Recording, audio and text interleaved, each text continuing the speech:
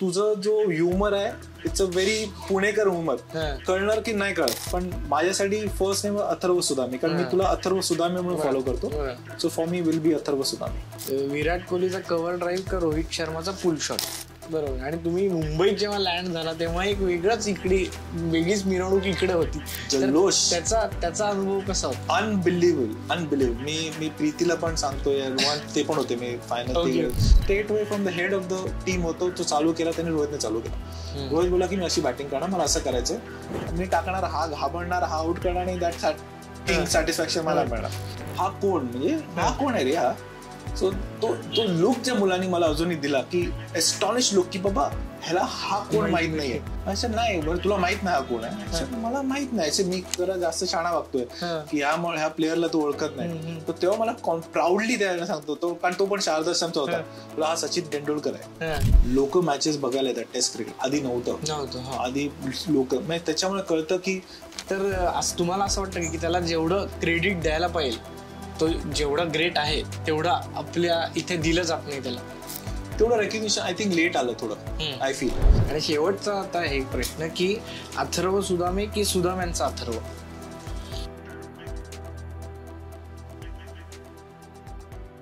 नमस्कार मित्रांनो, मी अथर्व सुदामे. कसे आहात सगळे? निवांत ना? तुम्ही निवांतच राहा, कारण आज आपण माझ्या फेवरेट टॉपिकवर गप्पा मारणार आहे, ते म्हणजे क्रिकेट. आणि त्यासाठी माझ्यासोबत आहेत फॉर्मर इंडिया प्लेयर आणि former India coach Paras Mhambrey sir. Sir, पहिलं म्हणजे थँक्यू की तुम्ही आम्हाला वेळ दिलात. आणि दुसरी गोष्ट म्हणजे तुम्ही खूप मोठी ऑपॉर्च्युनिटी मिस केली. तुम्हाला माहितीये का, काय जर मी हे जे करतोय ते करत नसतो तर तुम्हाला मला कोचिंग करावं लागलं असतं.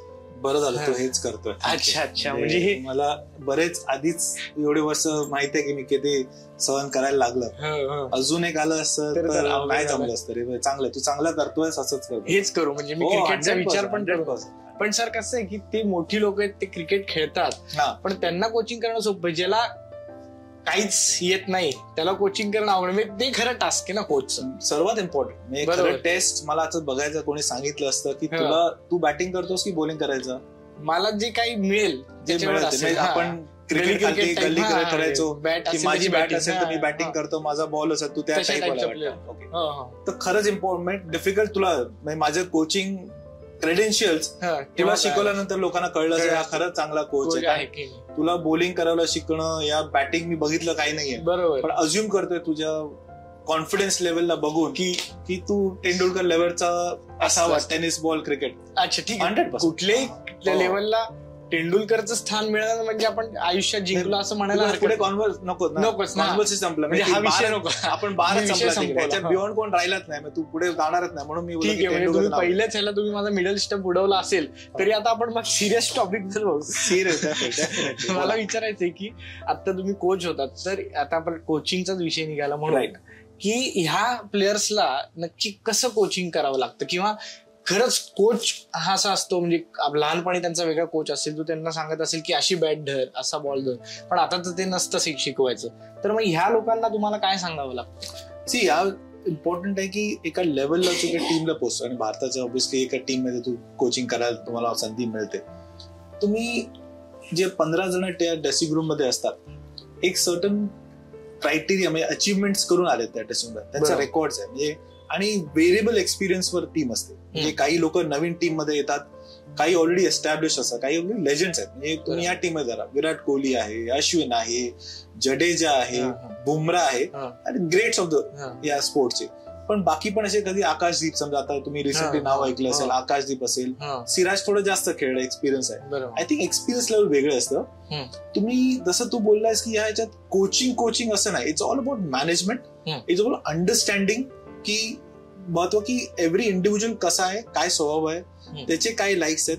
एक सर्टन इंडिव्हिज्युअलचं प्रिपरेशन असते, ते तुम्हाला अंडरस्टँड करायला लागते की त्याला काय आवडतं. माझं कम्युनिकेशन त्या पर्सनशी कसं असणार, म्हणजे सिराजची वेगळं असणार, सिराजला काही गोष्टी आवडतात, आकाशदीप वेगळं असतो त्याला आवडतात, अर्शदीप असेल तर त्याला काही गोष्टी आवडतात. हा माझा जॉब आहे टू अंडरस्टँड की या लोकांना काय आवडतं, की हा मेसेजिंग मला अगर मेसेज पास ऑन करायचा आहे तर कुठल्या दिशेने करायचा, की मला काही गोष्टी अशा आवडतात तर मला तो शिकला पाहिजे की मला ते मेसेज त्याला करायचं की द्यायचं की हे असं आहे तसं. सो आय थिंक तो एक चॅलेंज आहे. कोचिंग ऑनेस्टली टेक्निकल जास्त नसतं. टेक्निकल ऑब्व्हियसली एवढं नसणार कोचिंग मध्ये की मला आरसीबीला बॉल पकडा सांगायची गरज नाही लागत, त्या सिराला सांगणार.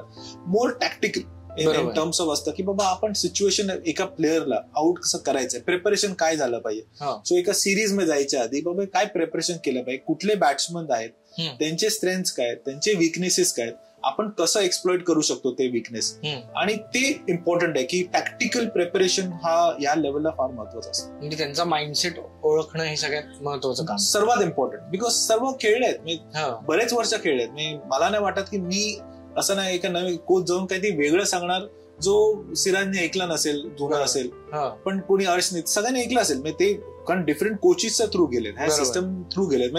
असं नाही की मी क्रेडिट घेऊ शकतो की या स्टेजला, पण ज्यांचं कॉन्ट्रीब्युशन खूप जणांचं आहे त्याच्या आधी, म्हणून अर्शदीप इंडियन टीम मध्ये आला या एक्स प्लेअर इंडियन टीम मध्ये आला. सो मला ते इम्पॉर्टंट करायला की अर्शदीपला काय आवडतं, ह्याला कसं आवडतं, की ह्याला कुठलं मी हेल्प करू की हा कसं performance at the optimum level की हा करत राहील. तर ते माझं प्रिपरेशन त्याच्याबरोबर बोलून, त्याला टाइम स्पेंड करून, त्याचं अंडरस्टँडिंग, एक कॉन्फिडन्स जो असतो, मुळात सर्वात इम्पॉर्टंट असतं की कॉन्फिडन्स क्रिएट करायला लागतो की त्याला माझ्यात कॉन्फिडन्स आला पाहिजे की माझं इंटेंट काय, मी कुठल्या दिशेने, का मी खरंच जेन्युइनली कन्सर्न्ड आहे की बाबा माझ्या म्हणून सांगतोय की माझ्या पब्लिसिटीसाठी करतोय. त्याला जेव्हापर्यंत कॉन्फिडन्स येत नाही आणि मला तो टाइम स्पेंड करायला लागणार त्याच्यावर, अनलेस मी तेवढा टाइम स्पेंड नाही करत, तो करणार नाही माझा.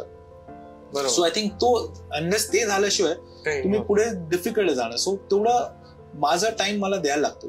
ओके, म्हणजे मग तुम्ही सांगितली एखादी गोष्ट तर मग ते ऐकतात का? हो, आणि ऐकतात कधी कधी. आणि असं I think it's a two way conversation असतं. कधी माझा एक व्ह्यू असतो, समजा एक सांगायचा एक व्ह्यू की बाबा एका प्लेअरला आपण असं करू शकतो, असं केलं पाहिजे, असं प्रिपेअर केलं पाहिजे. तो पण एक एक्सपिरियन्स घेऊन येतो, तो पण बराच खेळलाय क्रिकेट. सो त्याच्या हिशोबाने त्याला पण कळलं पाहिजे. समजा एक गोष्ट मी सांगतोय तर मला मुळात कळली पाहिजे की त्याला जमणार आहे की नाही. बरोबर. म्हणजे आपण थोडं टेक्निकल जाऊ, एक ऍक्शन वाईज असतं. बरोबर. काही ऍक्शनला काही गोष्टी जमतात, काही ऍक्शनला काही जमत नाही. जर मी येऊन त्याला सांगितलं की बाबा त्याच्या ऍक्शनला हे जमणार नाही, तरी मी त्याला सांगतोय, कारण हा मी एवढा मी विचार नाही केला या गोष्टीबद्दल. बरोबर. सो तोही मला करायला लागतो की ह्याला जमणार आहे की नाही.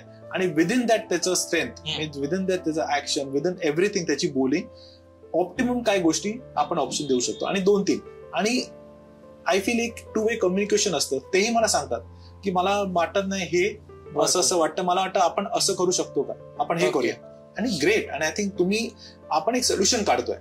इट्स नॉट की मी बोललेलंच राईट आहे की तो बोललेच, आपण एक सोल्युशन काढतोय. आणि डिफरंट व्हॉइसेस असलेले त्या टीम मध्ये चांगलं असतं. सो बिकॉज इव्हेंच्युअली तुम्ही काय करता की इंडिव्हिज्युअल सक्सेस, माझा मूळ मी काय आहे तिकडे की एक इंडिव्हिज्युअल सक्सेसफुल व्हावा, तो एक ऑप्टिमल लेवलला परफॉर्मन्स करत राहावा. बरोबर. मग त्याला मला कधी कधी सांगायला लागतं की नाही तू चुकलास, हे मला सांगायला लागतं. आणि हा माझा रोल आहे. पण त्याच्यामुळे टीम पण बेनिफिट झाले पाहिजे. सो ओव्हरऑल एक सर्कल मध्ये तो त्याचा ग्रोथ आणि टीमची ग्रोथ इज इम्पॉर्टंट, राईट. आणि ते करायला मला जे काय लागतं ते करायचं. मग सगळ्यात जास्ती कुठल्या प्लेअरच्या समोर तयार राहावं लागतं की तो कॉन्ट्रॅडिक्ट करू शकतो? मी आधी पण आय थिंक एक इंडिव्हिज्युअल आहे टीम मध्ये त्यांनी ऍक्च्युली, आणि ग्रेट, मला त्या इंडिव्हिज्युअल फार रिस्पेक्ट आहे आणि मला जेन्युइनली आवडतो, तो आहे अश्विन. बिकॉज तो थिंकर आहे. ओके. इज नॉट तो एक सर्टन, आणि तोच आय फील ज्या प्रकारचा प्रोसेस राहिलाय, तो बोलतो, विचार करतो. आय थिंक त्याचं डिरेक्ट रिलेशन इज त्याचा काच तो एवढा सक्सेसफुल आहे अश्विन जिकडे आहे. Is one of that reasons की बाबा तो विचार करतो गेमचा. तो तुम्हाला 10 प्रश्न 3 प्रश्न विचारणार की बाबा हे का केलं पाहिजे, असं का नाही, हे असं का केलं पाहिजे, असं का नाही. सो मला माहिती आहे की जर अश्विनचा माझा हा डिस्कशन करायचा आहे, आज समजा एक पर्टिक्युलर टॉपिकवर मला अश्विनवर डिस्कशन करायचं आहे, मला माझं प्रिपरेशन थरली करायला लागतं की मी अँटिसिपेट करतो की मला अश्विन कुठले प्रश्न विचारणार, या प्रश्नाचे माझे उत्तर आहेत का. आय डोंट वॉन्ट मी मध्ये तिकडे गेलो आणि अश्विनने मला जर प्रश्न विचारला आणि मला उत्तर देता आलं नाही, than me that is gonna be अरे असं कसं ना. सो माझं प्रिपरेशन त्याच्यामुळे सर्वात जास्त असायचं की मला माहिती आहे की मी एक बोललो तर अश्विन मला 4 प्रश्न विचारणार. आणि लेजंड ऑफ अ पर्सन, म्हणजे आज मला रिस्पेक्ट या माणसाचा एवढा आहे की एवढं अचीव्ह केल्यानंतर आजही तो, तुम्ही जसं नेट बघाल, तासन तास बोलिंग करतो, स्टार्ट टू फिनिश करत असतो, बोलिंग करायला आवडते, बाकी सगळं म्हणजे एक तर बोलिंग तर करतो, बॅटिंग पण करतो, फिल्डिंग पण करतो, पण आपल्या गेमचा एवढा तो विचार करतो, आपल्या गेमचं एवढं डिस्कशन करतो आणि त्यामुळे आय फील की तो याही फॉर्मॅट शॉर्टर फॉर्मॅटमध्ये, आज तुम्ही टेस्ट क्रिकेटला तर बेस्ट मॅच विनर्स या देशाने बघितला तो आहेच, पण तो व्हाईट बॉल क्रिकेटमध्ये एवढा रेलिव्हंट राहिलाय because he no longer of spinner. बरोबर आहे. तुम्ही अश्विनला तुम्ही बॉलिंग करताना बघूच शकत नाही बोलणं की हा फक्त ऑफ स्पिन टाकतोय. अश्विननी हा बॉल टाकलाय, कॅरम बॉल टाकलाय, अश्विननी लेग स्पिन टाकलाय, अश्विननी डिफरंट ऍक्शन, तुम्ही TNPL बघा तो डिफरंट ऍक्शन घेतो.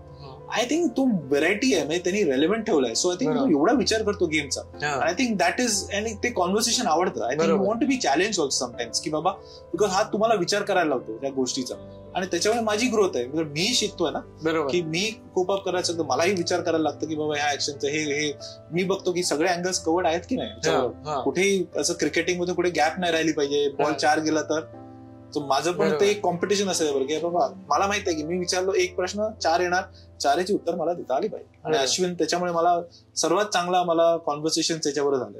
आणि अश्विनचा विषय निघाला म्हणजे मलाही तो खूप आवडतो ऍज अ प्लेअर. तर तुम्हाला असं वाटतं की त्याला जेवढं क्रेडिट द्यायला पाहिजे, तो जेवढा ग्रेट आहे तेवढा आपल्या इथे दिलं जात नाही त्याला, तेवढं रेकग्निशन आय थिंक लेट आलं थोडं. I feel because obviously initial बिटला हरभजनच्या अंडर हरभजन होता, बरेच वर्ष त्याला खेळता मिळाला नाही पाहिजे, आलं नाही त्याला. पण आय फील की मी आधी बोललेलो की he is one of the greatest match winner ज्या देशाने बघितलाय. तुम्ही नावं काढायला जेव्हापासून क्रिकेट चालू झालंय, पहिले 2-3 नावापैकी त्याचं नाव आहे. आय थिंक ते एक त्याचं अचीवमेंट आहे, आणि आय थिंक आणि दिलं पाहिजे त्याला. He is worth every bit of it. आणि आपण कदाचित कधी कधी रिलक्टंट होतो बिकॉज आपण अचीवमेंट्स आणि स्वभाव हा खूप रिलेट करतो कधी कधी, बिकॉज तो कॉन्ट्रीब्युशन आहे. तो बोलतो, तो उत्तर देतो परत, तो तुम्हाला 10 प्रश्न विचारणार, तो तुम्हाला सांगणार की तू चुकलायस, आणि आपल्याला कधी कधी ते आवडत नाही, आपण सिस्टम आवडत नाही, म्हणून आपल्याला एक सर्टन इम्प्रेशन होते आपल्याला काय असाच आहे.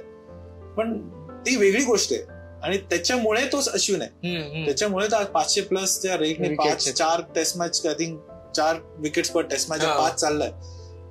40च्या आसपास मला वाटतं 5 विकेट गेला, 38 टचच गेले की किती विकेट काढली. पण अश्विन असला की विकेट आहे, तुम्हाला माहिती आहे हा विकेट काढणार. सो आय थिंक आहेच, आणि deserve every bit of it. आणि आपण त्याच्यामुळे आपण एक होतं की बाबा हा असा स्वभावामुळे त्याचं परफॉर्मन्स, त्याचं अचीवमेंट आपण थोडं अंडर व्हॅल्यू करतो, आणि चुकीचं आहे मला वाटतं. आय थिंक त्याला तो रेकग्निशन दिला पाहिजे. इव्हन जडेजा आपण फ्रँकली, आणि मी नेक्स्ट तू जसं बोलणार, मी त्याच्यात दुसरं नाव मी आता घेणार होतो जडेजा. आपण खूप अंडर व्हॅल्यू केलं त्या प्लेअरला. One of the best left arm spinning allrounders जगात इन टर्म्स ऑफ जडेजाचं नाव वर आहे. पण आपण अजूनही, बिकॉज तो स्वभाव तसा आहे, बिकॉज तो डायनामिक नाही, ग्राउंडला जास्त दिसत नाही, चूप असतो, क्वाइटली आपलं काम करून जातो. सो आपल्याला तो दिसत एवढं ओळखत दिसत नाही, बिकॉज आपल्याला सवय आहे की बोंब हे केलं तर अरे हा काय प्लेअर आहे. पण त्याचे अचीवमेंट इक्वली आहे. तुम्ही one of the greatest match left arm spinner तुम्ही जगातले काढा, जे रन्स केले, आणि बॅटिंग आणि बॉलिंग आणि फिल्डिंग तर तो डिफरंट लेवलला आहे. पण तेवढं अचीवमेंट नाही. आपण अचीवमेंट पण आपण व्हॅल्यू नाही करत, त्यावरती इम्पॉर्टन्स नाही देत. अरे जडेजा आहे ना, ठीक, आपण गरीब धरतो की अश्विन आणि जडेजा विकेट काढला, म्हणजे नाही काढले तर अरे काय विकेट नाही काढत. आपण एक इम्प्रेशन क्रिएट झालं, आणि ते आय फील की एक रिस्पेक्ट दिलंच पाहिजे त्याला.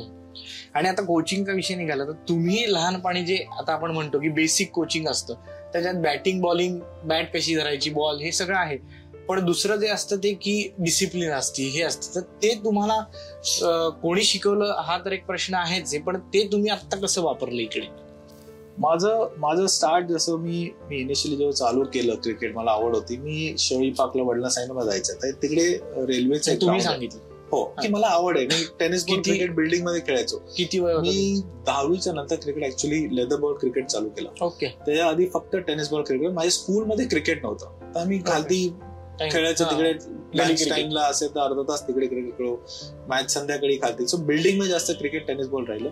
सो एक थोडी आवड निर्माण होते. आणि तेव्हा ऑब्व्हियसली इंडियन क्रिकेट तो चाललेलं, कपिल देवचं नाव मोठं होतं, मी तेवढे लेजंड होते तेव्हा, आणि सो एक ऑब्व्हियसली नाव ते कपिल देव होतं. सो त्यामुळे थोडा लेदर बॉल थोडं ड्रॉ झालं की मला लेदर बॉल ट्राय करायचं. मी वडिलांना सांगितलं मला क्रिकेट खेळायचं. तेव्हा मी राहायचो वळीला, जवळ सर्वात होतं की शिवाजी पार्क. शिवाजी पार्कचं नाव होतं कारण तिकडे तेव्हा ऑब्व्हियसली सचिन तेंडुलकर, विनोद कांबळे, ते एक एस्टॅब्लिश नेम्स होते. तुम्ही जायच्या आधीच होते ते?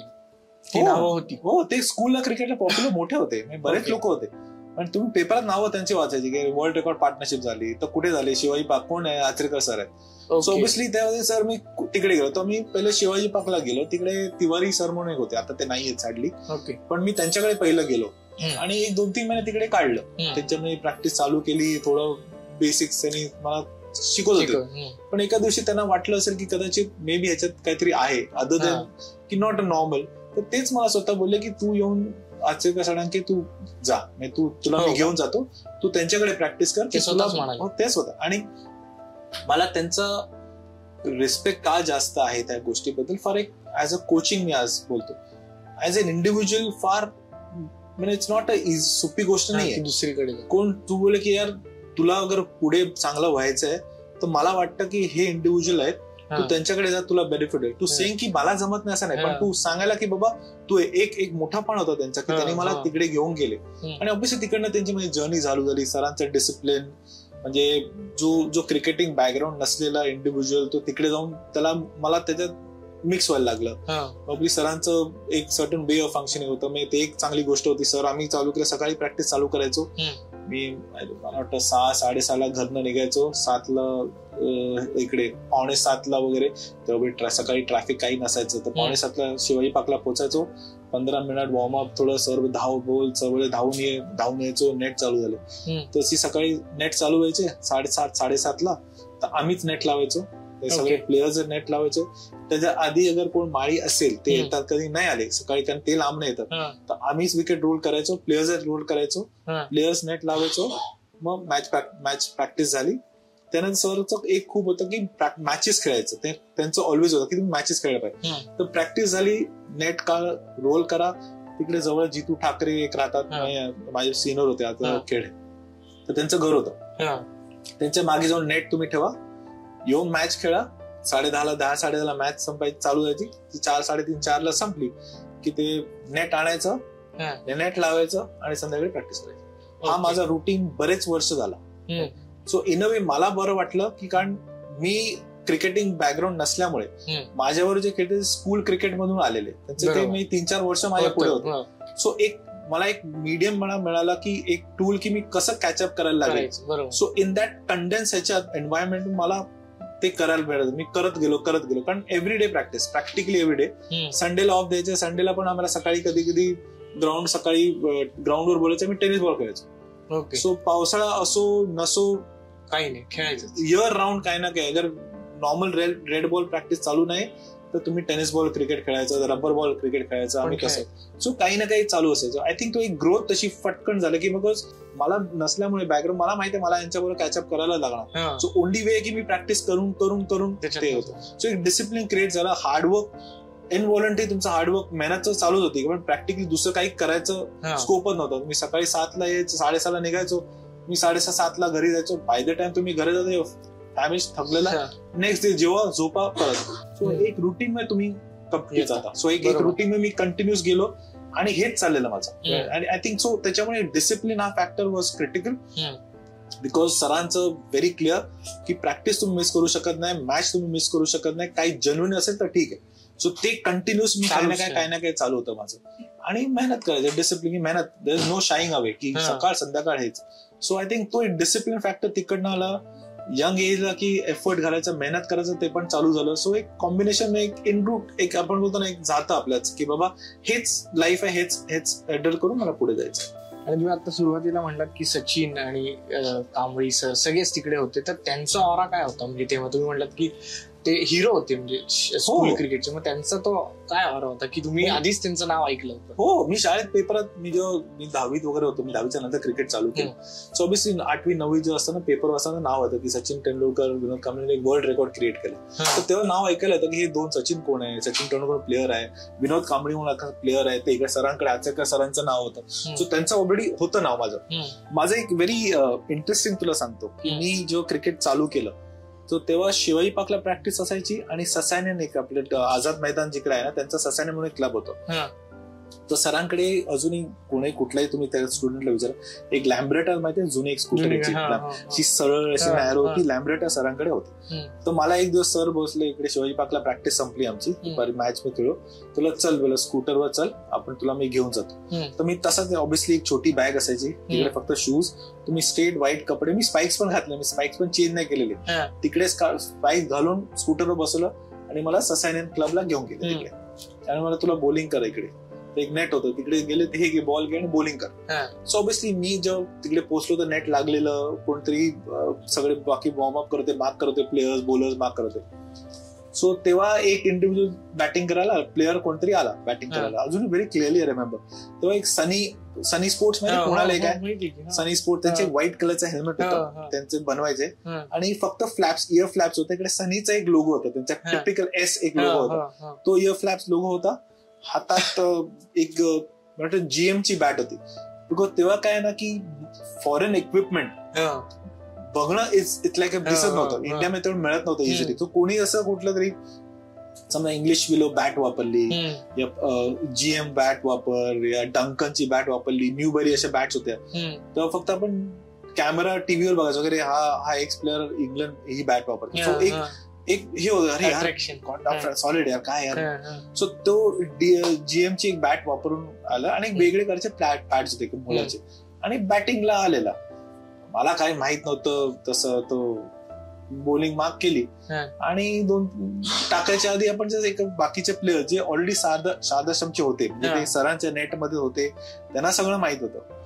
तर मार्क करून मी मार्क केला, आणि हा असा छोटासा आणि लहान मुलगा हो, म्हणजे मला, आणि ऑब्व्हियसली काय होतं ना की कॉन्फिडन्स असतो की हा काय छोटा मुलगा आहे, मी बिल्डिंग मध्ये एवढं लोकांना आउट केलं, टेनिस बॉल आपण किंग असतो माहिती ना, कोणा आउट फिअर बॉल जोरात टाकला की घाबरणार, तर त्या इम्प्रेशन मध्ये आपण चालतो की मी टाकणार, हा घाबरणार, हा आउट करणार, आणि दॅट किंग सॅटिस्फॅक्शन मला मिळणार. सो ज्या प्रकारे त्यांनी 5-10 मिनिटं बॅटिंग जी केली, सो तेव्हा एक रियालिटी चेक होती की जरा कमी पडतं, आपण कुठेतरी कमी पडतं, रियालिटी हा जरा डॉमिनेट करतं. तर मी एका विचारलं प्लेअरला की बाबा हा कोण, म्हणजे हा कोण आहे रे हा. सो तो लुक ज्या मुलांनी मला अजूनही दिला की एस्टॉनिश लुक, की बाबा ह्याला हा कोण माहित नाहीये. असं नाही, बरं तुला माहित नाही हा कोण आहे, असं मला माहित नाही, असं मी जो क्रिकेट खेळत नाही, बघितला नाही नवीन होता, आणि ह्याला काय आयडिया नसेल की हा क्रिकेट खेळला नाही, हा वाटतं की जरा जास्त शाणा वागतोय की ह्या प्लेअरला तो ओळखत नाही. तर तेव्हा मला प्राऊडली त्याला सांगतो तो, कारण तो पण शारदाश्रमचा होता, तुला हा सचिन तेंडुलकर आहे. तेव्हा माझं फर्स्ट जेव्हा एक फेस ऍड करतो की नावाला एक फेस ऍड झालं, तो एक सचिनचा तेव्हा ऍड झाला माझं तिकडे, आणि तेव्हा बॉलिंग चालू, आणि तो असोसिएट माझा सचिनचा पहिला होता तेव्हा. पण त्याआधी मी सचिनला बघितलं नव्हतं, फक्त नाव ऐकलेलं, आणि नावाला फेस जो ऍड होतो, आणि आवडलं की हा म्हणजे 14 वर्षाचा एवढा लहानसा, म्हणजे हा एवढे अचिव्हमेंट त्याचे या लेवलला होते की या वयात आवडलं की फॅब्युलस. पण तो माझा असोसिएशन पहिला.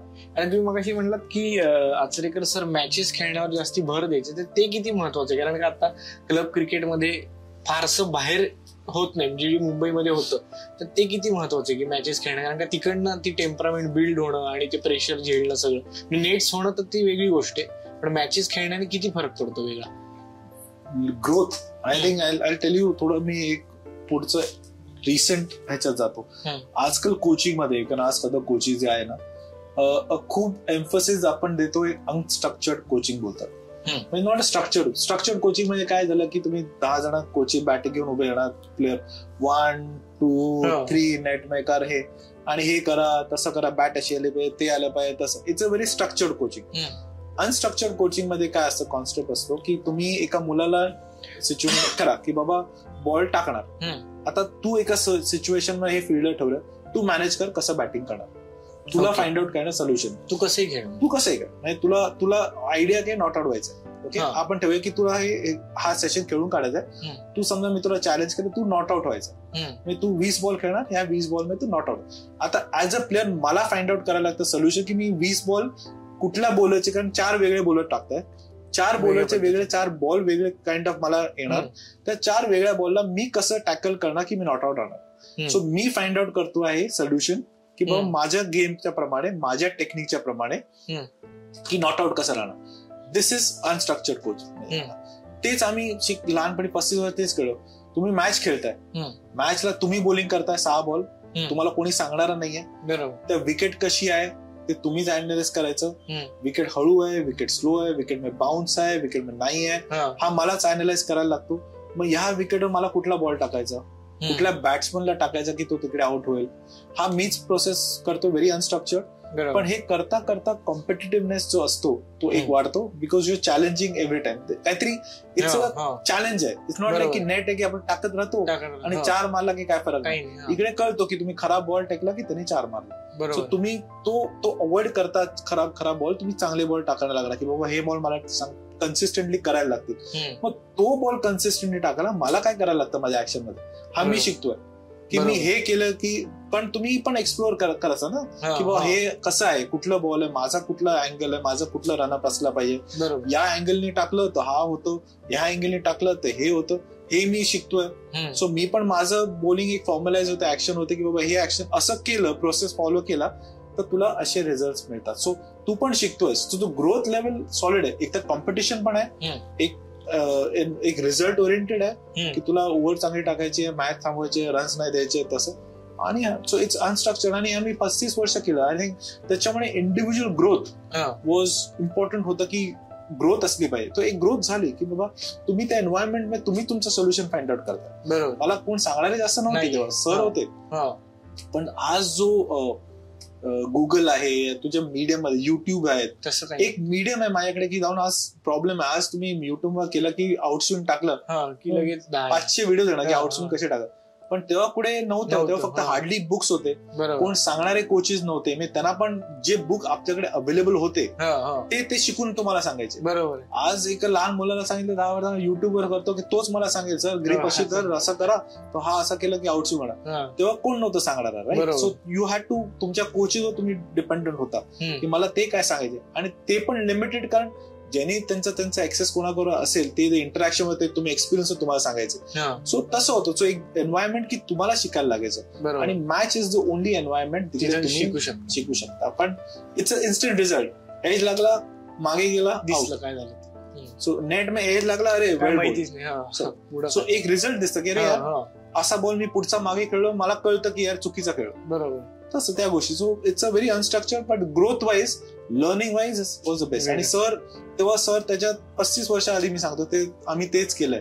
आणि आज लोक रिअलाइज करा, आज ते करतात लोक. ते तेव्हा होतं की आज मॅचेस जास्त खेळायचे का, आम्हाला माहित नव्हतं पण सरांनी सांगितलं.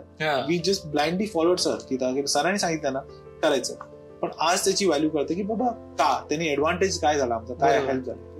हे मला तेच विचारायचं होतं की मुंबई क्रिकेट जे आज पुढे बाकीच्या याच्यापेक्षा ते ह्याच सगळ्या कारणांमुळे का. तुम्ही पण आता 5 रणजी ट्रॉफी जिंकलेल्या आहेत स्वतः, तर तुम्ही हे सगळं इतकं पाहिलेलं आहे किंवा त्याच्यात इन्व्हॉल्व आहात, तर ह्याच सगळ्या गोष्टींमुळे ते पुढे का. I think one of the reasons, I think thankfully काय झालंय की डेव्हलपमेंट वाईज मुंबईला ऑलरेडी आहे. म्हणजे लेट्स टॉक आपण tough wickets, comparatively the tough wickets आता देशाभरात मोरलेस झालेत. पण खूप आधी काय व्हायचं की मुंबईमध्येच फक्त टफ. मला आठवत नाही की मी कधी मॅटिंगवर मुंबईमध्ये मॅच खेळलो. मॅटिंग विकेट मुंबईमध्ये मी जेव्हा क्रिकेट चालू केलं तर नव्हती, फक्त टफ विकेट्स होत्या. सो टफ विकेट एक पर्टिक्युलर वेला बिहेव करते, मॅटिंग एक पर्टिक्युलर वेला बिहेव करते. सो बरेच वर्ष आम्ही आधीपासून टफवर खेळलो. लाल मातीवर खेळायचे, तर आखाडा जो बोलतो तिकडे माती रोड नसायची, तुम्ही खेळायचे. So there no way of complaining की बाबा विकेट खराब आहे, विकेट चांगली आहे. आम्हाला काय माहित नव्हतं, एक्सपोजर बाकीचं नव्हतं की आम्ही ह्याच विकेटवर खेळलो. असंच ह्याच्यावर आम्हाला डील करायचं. सो तुम्ही तुमचं टेक्निक ह्याच्या ऍडजस्ट करता, शिटका करायला लागतं किंवा टर्निंग ट्रॅक आहे. सो तुम्ही आता बघा की ओव्हर द पिरियड बरेच, आता रिसेंट टाइम्स नाही पण अर्लियर जनरेशन, 80चं जनरेशन, 90चं generation, one of the bestest players of spin होते. कारण तुम्ही याच विकेटवर बॅटिंग केली, तुम्ही टर्निंग ट्रॅक्सवर बॅटिंग केली. सो तुम्ही शिकता की कुठला बॉल शॉर्ट खेळला पाहिजे, कुठला लीव केला पाहिजे, कसा खेळला पाहिजे, तो एक आहे. सो ओव्हरऑल डेव्हलपमेंट तशी होती. टफ विकेट्स होत्या, मॅचेस खूप आम्हाला खेळायला मिळायचे, खूप टुर्नामेंट्स मुंबईमध्ये होतात. म्हणजे it's not only 1 day cricket. म्हणजे आधी तर क्लब स्कूल लेवलला तुम्ही 3 डे मॅचेस खेळतात, बाकी इकडे कुठे नसायचे. टाइमशीट होती ते 4 दिवस 5 दिवस असे, बाकी कुठे 2-2, 3-3 दिवस तर मॅचेस असायचे, दॅट्स इट. सो तुम्ही डेज क्रिकेट लहानपणापासून डे स्ट्रीम खेळतात. सो तुम्ही 4 दिवस मॅच खेळला, तुम्हाला माहित आहे की मॅचचा टेम्पो कसा असला पाहिजे, तुम्हाला कळतो की 4 दिवस 5 दिवसाच्या गेम मध्ये कुठे तुम्ही ओव्हर द पिरियड खेळून की बाबा मला कुठे गेम पुल करू शकतो, कुठे माझ्याकडे गेम जाणार. जर मी हे केलं तर या स्टेजला हा गेम माझ्यापासून लांब जाणार, तर तो गेम आपल्या पक्षात ठेवायला, आपल्याकडे ठेवायला मला काय काय करायला लागतं. मी खूप खेळत आलोय, सो हे सिच्युएशन मी रीड करत आलोय, हे सिच्युएशन मी केलंय, सो मी सिच्युएशनला डील करतो. बरोबर. खूप जण काय होतं की एवढे खेळले नसल्यामुळे ते सिच्युएशन रीड करता येऊ शकत. तुम्ही वाटतं की आता थोडं आपण हे केलं ते केलं आणि इव्हेंच्युअली काय आता गेम जातो, पण तो रेकग्निशन आम्हाला आहे की हा गेम सोडतोय, हा त्यांनी केला नाही पाहिजे, हा या स्टेजला आम्ही असतो तर आम्ही हे केलं असतं. बरोबर. आणि मुंबई टीम तसं होतं बिकॉज क्रिकेट खेळून एक क्रिकेट स्मार्टनेस झालेलं, अंडरस्टँडिंग रीड, सिच्युएशन रीड करता आलेलं. तुम्ही लोकांशी बोलून ते पण त्यांचे एक्सपिरियन्स तुम्ही शिकता की यार टेस्ट क्रिकेटचं की त्यांनी काय केलं, तो मी इकडे वापरू शकतो का. सो एक अवेअरनेस खूप होता आम्हाला. आणि आय थिंक दे हेल्प. आणि इन्फ्रास्ट्रक्चर कम्पॅरेटिव्हली आय थिंक बाकीचं एडव्हान्टेज बोला की मुंबई एक छोटं हे झालंय. It's not a spread out, it's a length और ब्रेथ वर झालं. It's a small thing. Centres आधी 2-3 सेंटर्स होते आमच्याकडे. असं नाही की मोठे डिस्ट्रिक्ट आहे. कम्प्लीट महाराष्ट्र तुम्ही धरलाय, बाकी युपी धरा, महाराष्ट्र धरा, गुजरात धरा, सॉलिड मोठे डिस्ट्रिक्ट आहेत. तिकडे सेंटर्स आहेत का, तिकडे त्यांना डेव्हलपमेंट नाही झाली, तर त्यांना काय झालं, तिकडनं त्यांना त्या मेन सेंटर सिटीला यायला लागायचं. मुंबईला तसं नव्हतं. मुंबई डेव्हलप होतं, ठाणाही थोडं डेव्हलप होतं. असं नाही की ठाण्याला काही क्रिकेट नव्हतं, ठाण्याला होतं. मॅचेस खेळायला ते इकडे यायचे. सो असं नाही की तिकडनं काही नाही आणि समाज सगळ्या मुलांना इकडे यायचं, तसं करत नव्हती. तो बेस सगळ्याकडे इन्फ्रास्ट्रक्चर होता. सो ते प्रॅक्टिस पण तशी चांगली झाली. सो आय थिंक ते एक कॉम्बिनेशन मध्ये आज जे आज प्रोग्रेस दिसत आहे. इनिशियल बिटला मला वाटतं होतं, पण आता तो बिकॉज बीसीसीआय जो सेटअप असा आलाय, बीसीसीआयचे फॅसिलिटीज त्यांनी पैसा आलाय, सो बीसीसीआयने तो पैसा स्टेट असोसिएशन वाटलाय. तो एव्हरी स्टेटकडे आता तुम्हाला जर करायचं असेल, एक तुमचं इंटेंट काय ते इम्पॉर्टंट आहे. तुम्हाला करायचं असेल तर तुमच्याकडे पैसा आहे, तुम्ही करू शकता. बरोबर. आता तुम्हाला करायचं आहे की नाही, मुंबई करतं. मुंबईमध्ये स्पेंड खूप पैसे घालतात, इन्फ्रास्ट्रक्चर मध्ये घालतात, कोचिंग मध्ये घालतात, चांगले कोचेस आणण्याचे प्रयत्न करतात. सो तो एक फॅसिलिटी मुंबई प्रोव्हाइड करते. आणि आय थिंक तुम्ही त्याचा डायरेक्ट रिझल्ट आज एवढी वर्ष तुम्ही दिसता की बाबा मुंबई डॉमिनेट का केलं. It's one of the reasons. पहिल्या जनरेशन 70s मध्ये 15 वर्ष कंटिन्युअस जिंकलं, तो पिरियड आयुष्यात येणार नाही. बिकॉज क्रिकेट दुसऱ्या इकडे डेव्हलप झालाय, क्वालिटी प्लेयर्स डेव्हलप झाले. त्याच्यामुळे आज मुंबई 1 वर्ष जिंकतं, उद्या कर्नाटक आहे, उद्या डिफरंट स्टेट, विदर्भ 2 वर्ष. तुम्ही 15 वर्षापूर्वी मला सांगितलं की विदर्भ रणजी ट्रॉफी जिंकेल, तुम्ही विचारच करू शकला, हा काय इम्पॉसिबल. बरोबर. पण सेस की बाबा प्रोव्हाइड, त्यांनी पण इन्फ्रास्ट्रक्चर वाढवलं, त्यांनी पण इन्व्हेस्ट केलं आणि हे डायरेक्ट रिझल्ट तुम्ही दिसतात. सो तुम्ही तुमचं इंटेंट काय हे फार महत्वाचं. तुम्हाला काय वाटतं की कुठल्या प्लेयर्सनी हे चेंज केलं की छोट्या डिस्ट्रिक्ट मधनं येऊन, किंवा आधी फक्त बऱ्यापैकी असं होतं की मेट्रो सिटीज मधनं येणार प्लेयर्स आणि ते इंडियासाठी खेळायचे, पण किंवा आधी तर म्हणजे राजे महाराजेच खेळायचे, पण नंतर असे कुठले जे प्लेयर्स होते की त्यांनी हे सगळं चेंज केलं. सी मुंबईमध्ये हा इश्यू नव्हता मला वाटतं. मुंबई छोटी जागा आहे, एवढं नाही डिस्ट्रिक्ट. मेन होतं मला वाटतं युपी सारख्या स्टेट्सला. म्हणजे आज तुम्ही युपीच्या तुम्ही स्टोरीज ऐका, रैना ऐका, या भुवनेश्वरचं ऐका, असे प्लेयर्स जे बाहेरच्या स्टेटचे इंडियासाठी खेळायचे, इंडियाला खेळले, ते बाहेर राहायचे. म्हणजे तुम्ही दुसऱ्या स्टेट तुम्ही तुमचं डिस्ट्रिक्ट वेगळं होतं, तिकडनं तर लखनौला राहिले, तिकडेच क्रिकेट खेळले, तिकडे बोर्डिंग राहिले. आणि तसे स्टोरीज तुम्ही बाहेर खूप ऐकणार. रैना असेल, युवराज असेल, चंदीगड, तेव्हा एवढं इन्फ्रास्ट्रक्चर तिकडे नव्हतं. सो तसेच तुम्ही स्टोरीज खूप ऐकणार की आज रिसेंट याच्यात तुम्ही बघा रिंकू सिंगचं क्लासिक स्टोरी ऐका, त्याचा बॅकग्राऊंड बघा, तो कुठे राहायचा, तिकडनं तो कुठे आला. तुम्ही आता शामीचं धरा, शामी बेंगॉलचा नाहीये, शामी युपीचा आहे. तो युपीचा सोडून तो बेंगॉलला क्रिकेट खेळायला गेला, कारण त्याला तिकडे ऑपॉर्च्युनिटी मिळाली. मुकेश कुमार जो आता करंटली खेळतो, तो पण बेंगॉल वेस्ट सिटीवाला नाहीये, तो बाहेरचा आहे.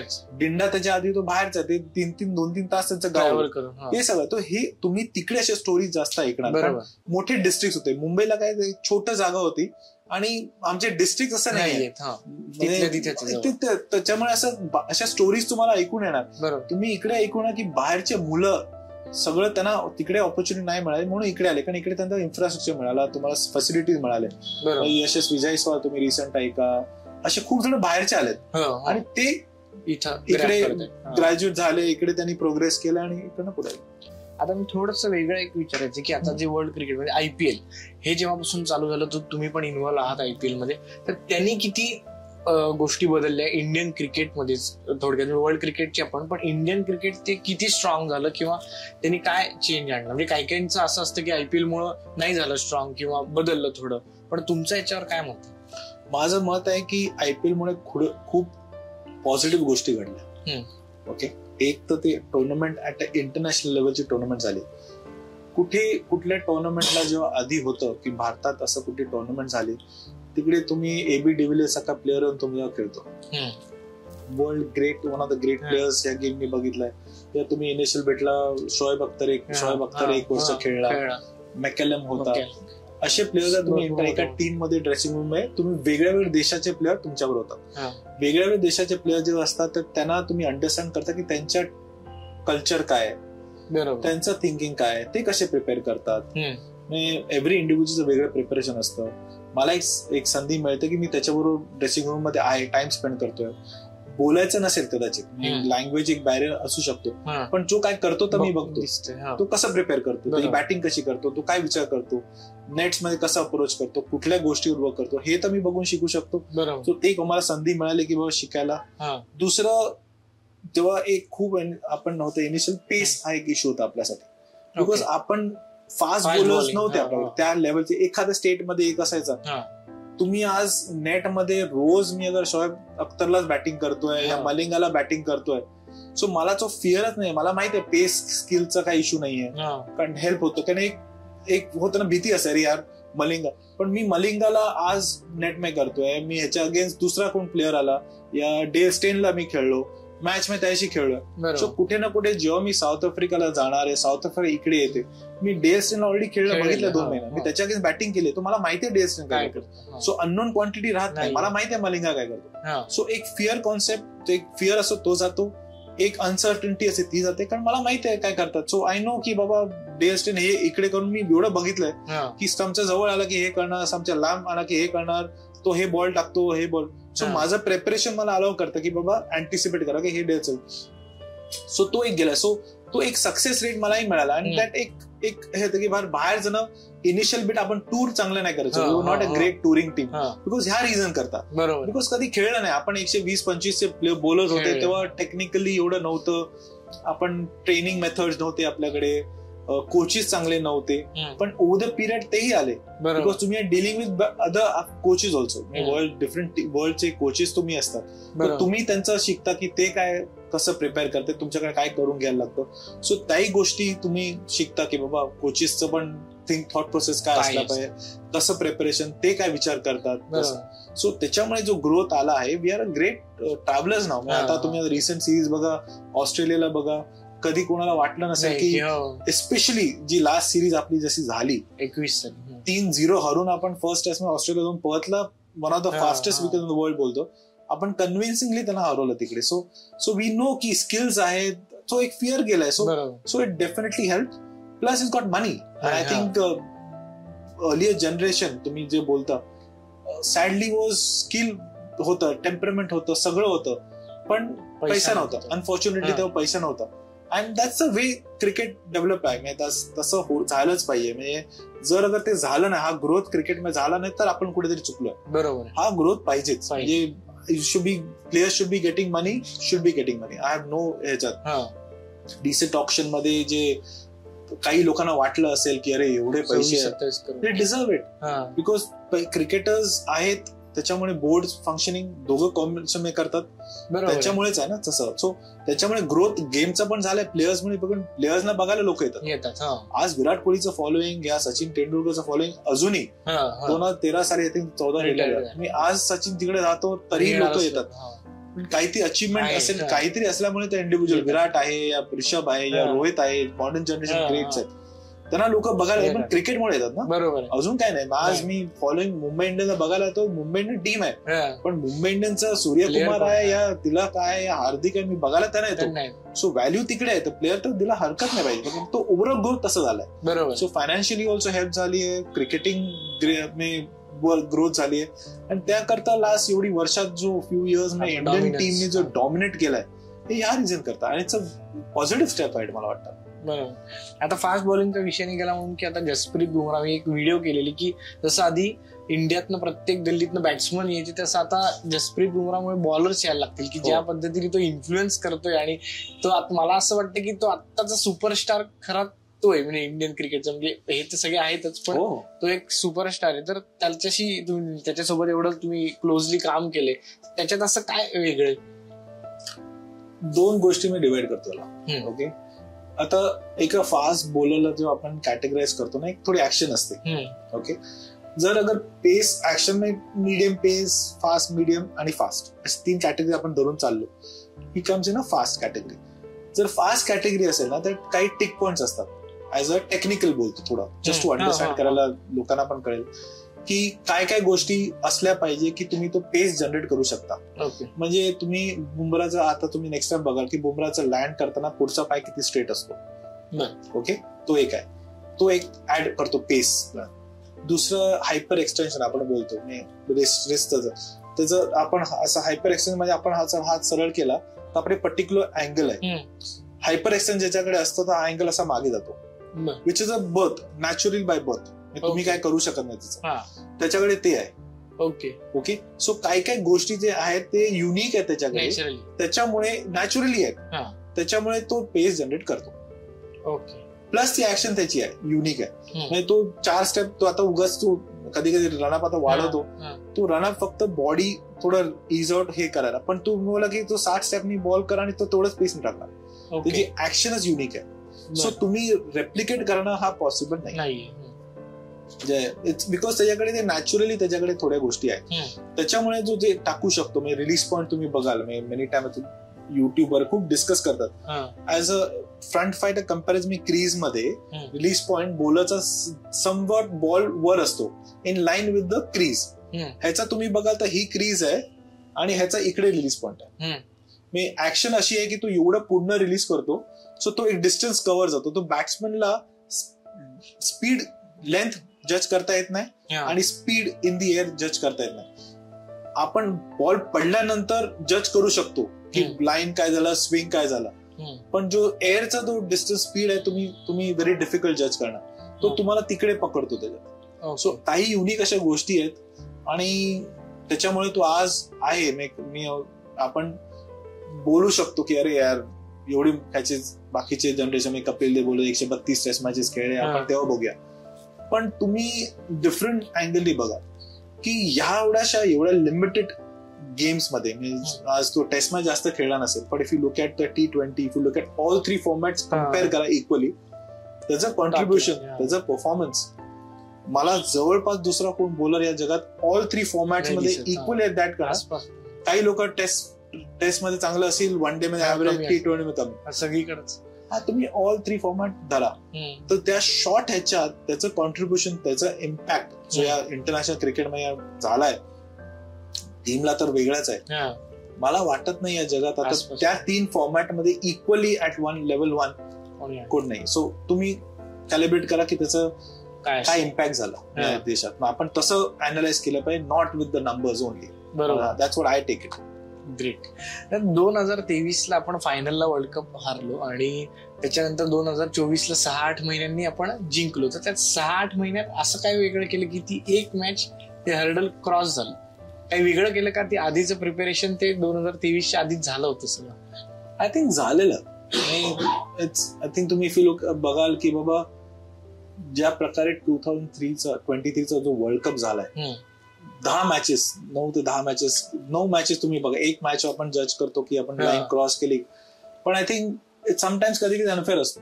बरोबर की आपण परफॉर्मन्स रिलेटेड बघतो की अरे यार जिंकले ना म्हणजे चांगलं झालं. पण आपण एकच, मला जी वर्ल्ड कप जी झाली, आणि ऑनेस्टली मला वाटतं की जे एकच अशी वर्ल्ड कप जेव्हा झाली आहे की जेव्हा आपण फायनल्स हरलो, म्हणजे आपण क्रॉस नाही केलं तरी एव्हरी इंडिव्हिज्युअल जगाने काय क्रिकेट खेळलं, आपण हे नाही वेळलं की यार काय हॉरिबल खेळलं. एक अप्रिसिएशन क्रिकेटचं झालं, ज्या प्रकारे एक सर्टन अप्रोच होता आमचा, एक सर्टन प्लॅन होता की बाबा असं क्रिकेट खेळायचं. अँड वी वर अवेअर की आम्हाला असं क्रिकेट खेळायचं आहे, वी वॉन्ट बी अग्रेसिव्ह. आम्ही सर्टन बेस, आम्ही काही गोष्टी ट्राय करायच्या. आम्ही गॅरंटी देऊ शकत नाही की बाबा हे आमच्या गेम मध्ये सक्सेसफुल होतील का नाही, पण सर्वात इम्पॉर्टंट आहे की सगळ्यांनी बाय इन केलं पाहिजे. बरोबर. आज सर्वात मुळाची गोष्ट असते की जे टीम मध्ये सगळे 15च्या 15 प्लेअर जे असतात त्या सगळ्यांनी बायन केलं पाहिजे की हो आम्ही असं करणार. बरोबर. आणि हा एक इम्पॉर्टंट आहे, सगळ्यांनी बायन केलं की हा सर्टन वे आहे ना, आम्ही हा सर्टन असा हा गेम आम्ही ही टुर्नामेंट अशी अप्रोच करणार, आम्हाला असं खेळायचं. व्हेरी डिफरंटली कन्व्हेन्शन आधी नव्हतं, आधी वेगळं होतं, पण मी डिसाइड की असं खेळायचंय. आणि तो एक process state way from the head of the team होतो, तो चालू केला त्याने, रोहितने चालू केला. रोहित बोला की मी अशी बॅटिंग करणार, मला असं करायचंय. ॲज अ इक्वली इम्पॉर्टंट की देन कोच की जो राहुल द्रविड होते त्यांनी सपोर्ट केला की ठीक आहे तू कर. एक व्हेरी डिफिकल्ट डिसिजन असतो. आपण लोक आज विचार करतात सर जी जर झालं नसतं तर त्याचे कॉन्सिक्वेन्सेस हेड कोचवर येतात, कॅप्टन येतात हेड कोच की बाबा ब्लेम गेम येतो की अरे तुम्ही नाही केलं. बरोबर. To have the gut saying की आम्ही हे करणार, आणि समजा हॅव द बिलीफ. सर्वात इम्पॉर्टंट आहे की दोघांचं बिलीफ होतं की we are doing the right thing and the other people असतं. आणि हॅव द करेज की नाही झालं तर as a head coach I will take that responsibility. तर एक मोठी गोष्ट आहे बिकॉज आपल्याकडे क्रिटिसिझम या देशात क्रिकेट इज प्रत्येक जण बोलणार 100%. मी क्रिटिसाइज करायला व्हेरी इझी की बाबा हे काय हे क्रिटिस, आणि it becomes major. So to have courage असलं पाहिजे की बाबा ठीक आहे नाही झालं ना, हा माझ्यात करेज आहे की मी जे कॉन्सिक्वेन्स आहे मी रेडी आहे. तू ऍज अ कोच अगर कोण तुम्हाला सपोर्ट करतं, and I think that has really help. आणि मग दॅट ट्रान्झिशन होतं की लोकांना माहित होतं की अरे नाही झालं. मी एक गोष्ट कधी कधी लक इज ऑल्सो इम्पॉर्टंट फॅक्टर. सगळं क्रिकेट आम्ही चांगलं खेळलो, मे बी लक आज जे आपण बोलतो हेडची, तू ट्रॅव्हिस हेडची इनिंग्स होती, ट्रॅव्हिस हेडचे पहिले 25-30 बॉल तू काढलेस, त्याच्यामुळे किती वेळ बॉल स्टंपच्या वर न गेला, किती वेळ तो बीट झाला, किती वेळ एड झालं. आज तो टेस्ट मॅचला गेला, टक एज लागला गेम. सो तो एक लक फॅक्टर पण इम्पॉर्टंट होता. आय डोंट थिंक एनी काय आम्ही काही वेगळं असं काही केलं, पण थँकफुली लक आमच्या साईडला होता. आणि जो क्लासनचा जो फायनलचा जो एज लागला, तो जर त्या स्टेजवर एज लागला नसता तर क्लासन साऊथ आफ्रिका त्यांनी रन्स केले असते, साऊथ आफ्रिका जिंकली असती, आपण नसतो. सो तो एक लक फॅक्टर पण असतो, तो पाहिजे होता. आय थिंक तोच हेडच्या फर्स्ट इनिंग मध्ये जो आम्ही फायनल्स खेळलो तो आमच्या बरोबर नव्हता, म्हणून हेडचं एज लागले नाही, स्टंपवरून 2-3दा बॉल गेला, एवढा वरनं बॉल गेला, एवढं बाजूनी गेलं. कुठल्या दिवशी दुसरं त्याचं लक नसतं तर आज तो एज लागला असता, स्टंप गेले असते, बेल्स उडाले असते. तसं होतं. तो एक लक हा एक फॅक्टर फार इम्पॉर्टंट होता, आणि तो आम्हाला T20 मध्ये मिळाला. So we can be honest about it. लकची गरज असते. सो तो आमच्या फेवर होता. बरोबर. आणि तुम्ही मुंबईत जेव्हा लँड झाला तेव्हा एक वेगळंच इकडे वेगळीच मिरवणूक इकडे होती, जल्लोष. त्याचा अनुभव कसा होता? अनबिलिव्हेबल. मी प्रीतीला पण सांगतोय, ते पण होते. मी फायनल वानखेडेला आले आणि मलाही माहिती आहे ते कसे आलेत, म्हणजे ते वेगळे आले त्या क्राऊडच्या थ्रू. म्हणजे वानखेडेला ते ब्रिज चालू होतं, तिकडनं जो मरीन लाईनचा जो ब्रिज होता तिकडे पारसी जिमखाना संपतो, तिकडनं कॉर्डन ऑफ केलेलं.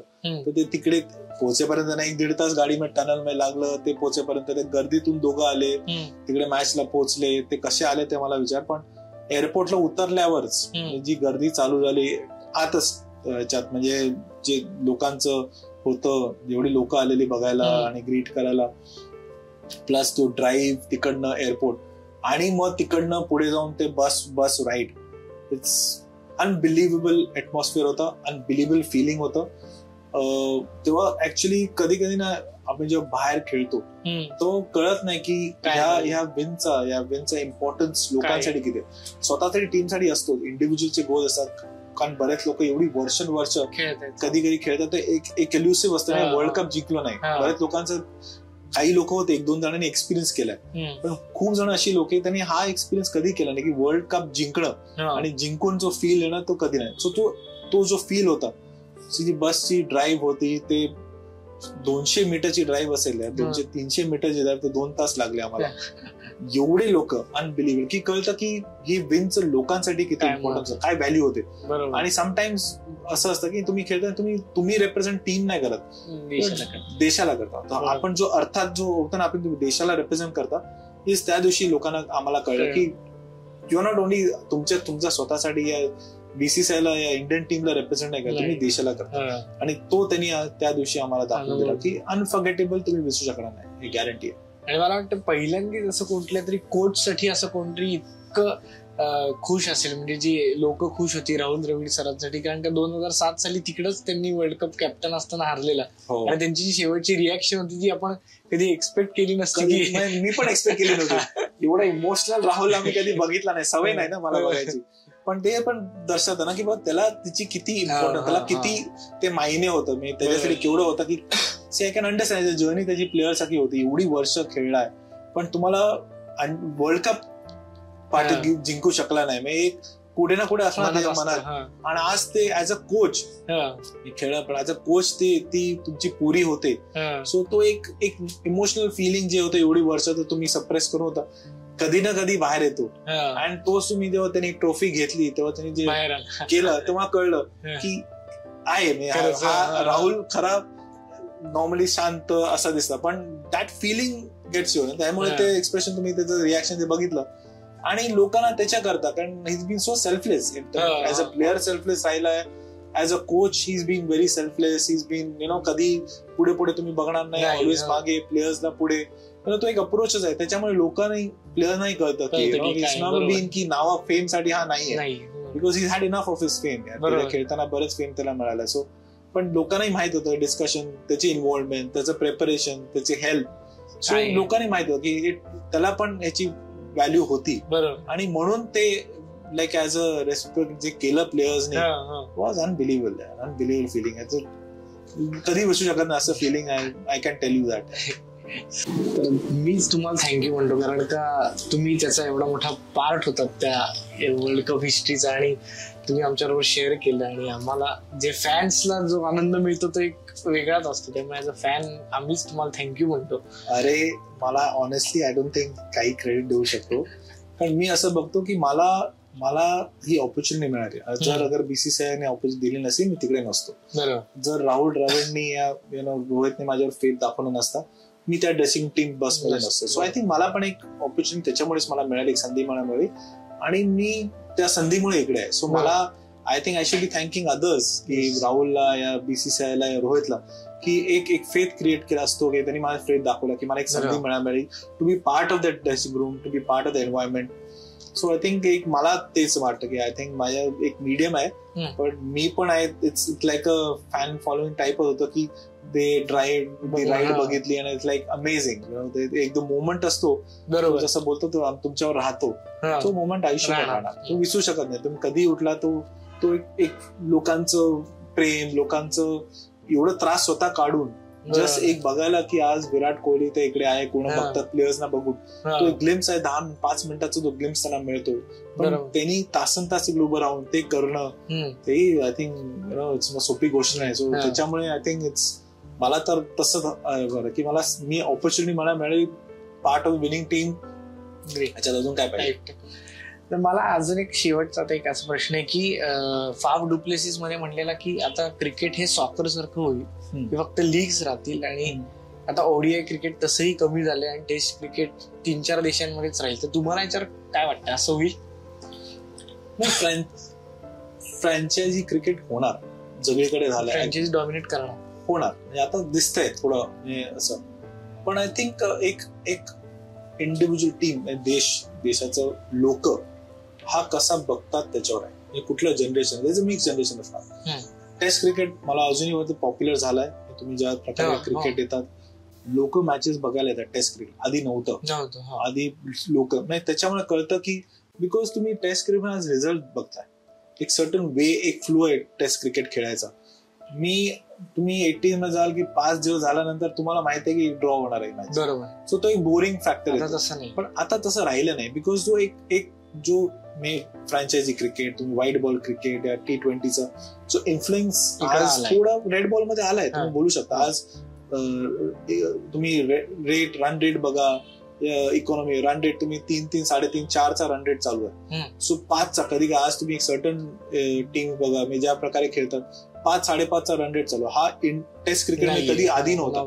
2, 2.5, 3चा तुम्ही केला तर बोले काय क्रिकेट खेळ.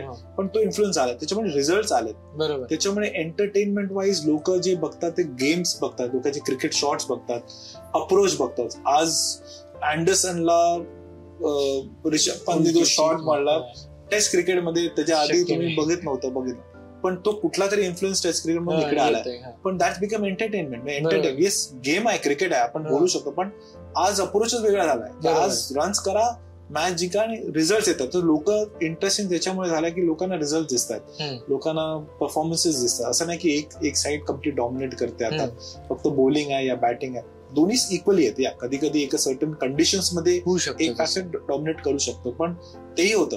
सो त्याच्यामुळे आहे. पण लोकही असणार, लोक आज आपल्या देशात टेस्ट क्रिकेट बघणारी लोक आहेत.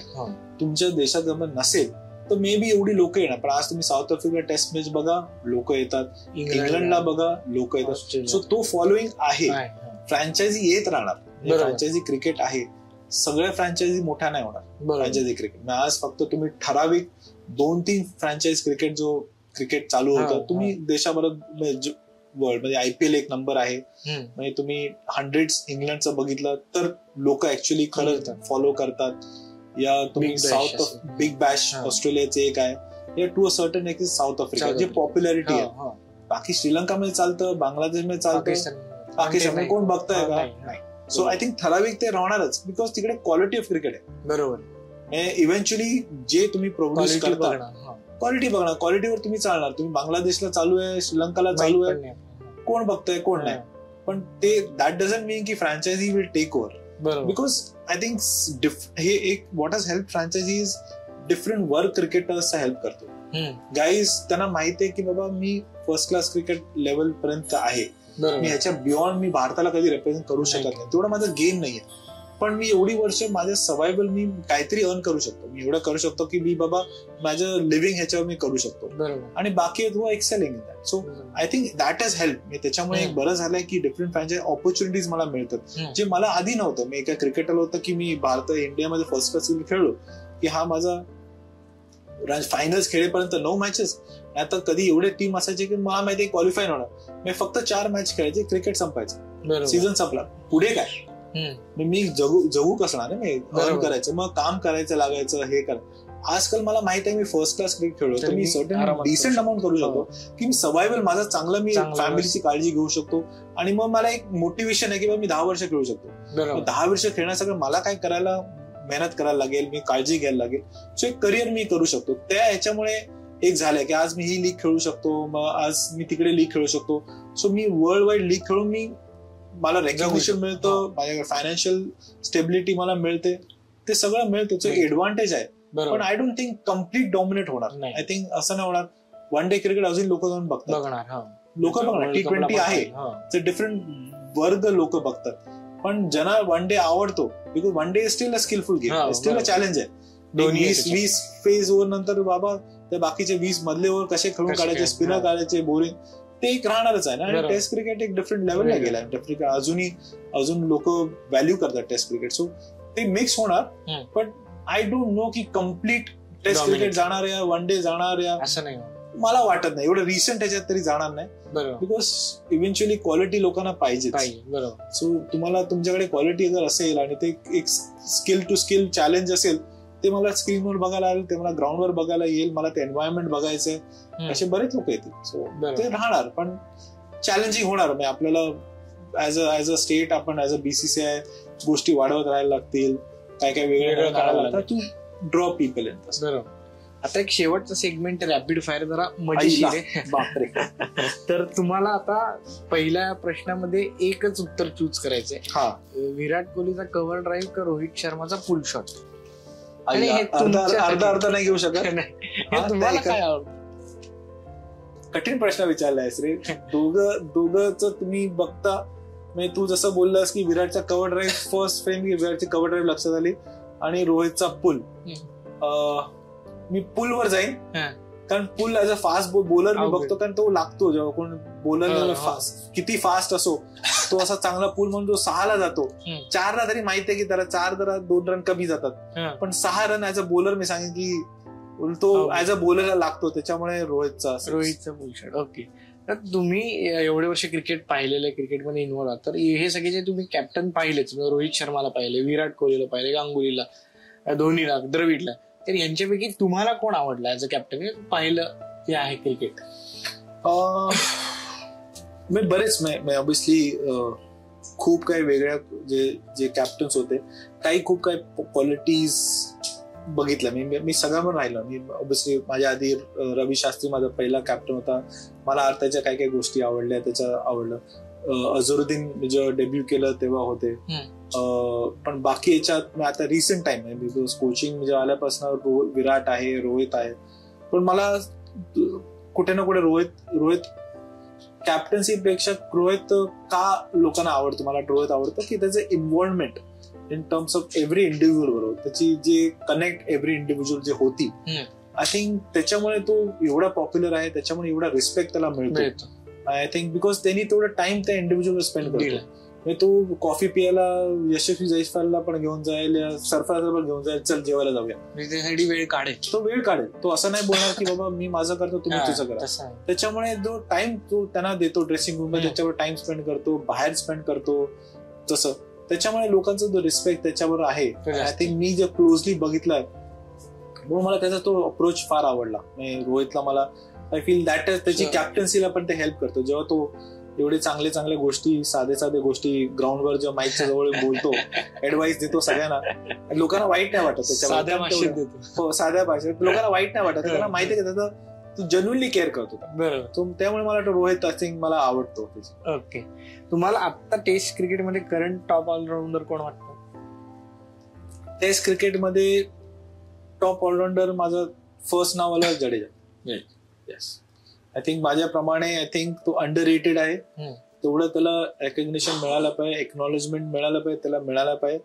I think equally match winner या देशासाठी, बॅटिंग करो या बॉलिंग करो, पण क्वाइटली आपलं काम करत असतो, जास्त शोषा नसतो. ग्राउंडवर तुम्ही फिल्डिंग तर एक्सेप्शनलच आहे, पण आय थिंक अंडर व्हॅल्यूड मला वाटतं रवींद्र जडेजा.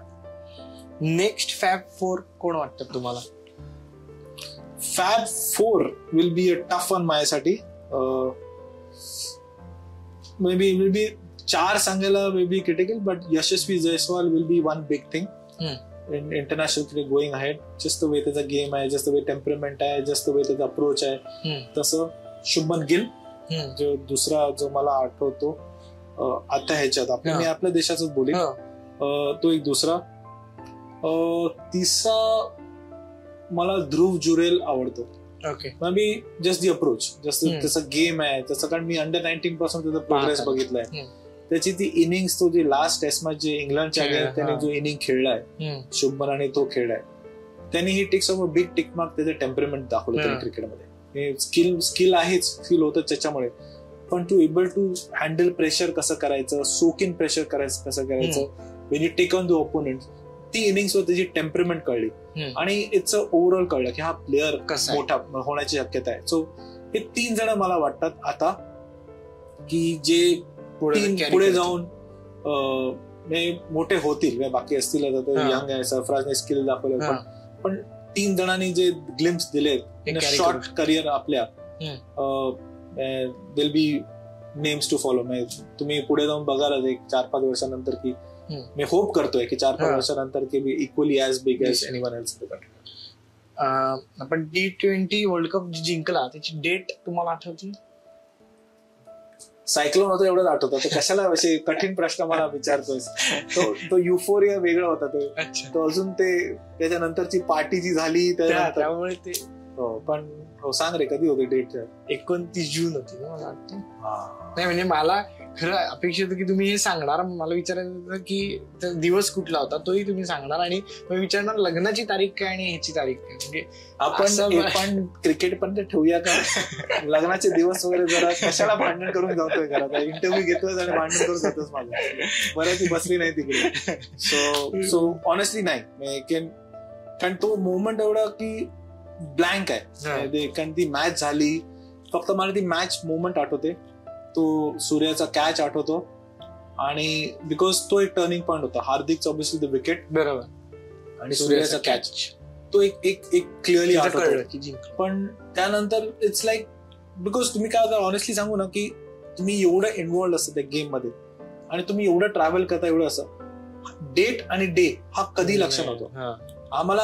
आम्ही कसं कळतो अरे यार आज परवा मॅच आहे, त्याच इट. म्हणजे मग कधी आम्ही नेट असं बसलो लिहिताना बसलो की ओके फाईन तेव्हा कळेल ही डेट आहे, तसं कधी नसतं. मी एवढं तुम्ही ट्रॅव्हल करता सो तसं काही राहिलं नाही की आज 29 टेस्ट मॅच आज 6 तारखेला. मी आज मला माहिती आहे 6 तारखेला टेस्ट मॅच मी बाहेर बसलो बिकॉज नेट उघडलंय, नेट मध्ये क्रिक इन्फो कुठलं बघितलं ही टेस्ट मॅचची डेट्स आहे बीसी साईड. पण जनरली तुम्ही जेव्हा ट्रॅव्हल करता तेव्हा तुम्हाला माहिती आहे की 5 टेस्ट सिरीज आहे, 4 दिवसानंतर तुम्हाला ब्रेक किती आहे, 4 दिवस. त्याच 4 दिवसानंतर माझा 4 आता नेक्स्ट 2 दिवस काय प्रिपेअर करणार, टेस्ट मॅचच्या 1 दिवस आधी मी काय प्रिपेअर करणार, त्या 2 दिवस आधी माझं प्रिपरेशन तसंच चालतं. सो त्याच्यामुळे डेट्स आणि डे मला ऑनेस्टली कधी लक्षात नाही राहत, पण जो मोमेंट लक्षात राहतो. आणि आय थिंक तो वर्ल्ड कप विनिंग तो कॅच तो एक मोमेंट जो अजूनही माझ्या लक्षात आहे बिकॉज तिकडे मॅच फेली. सो ते मोमेंट लक्षात राहतात. पण ऑनेस्टली डे आणि डेट मला तरी नाही, बाकी नसेल तर.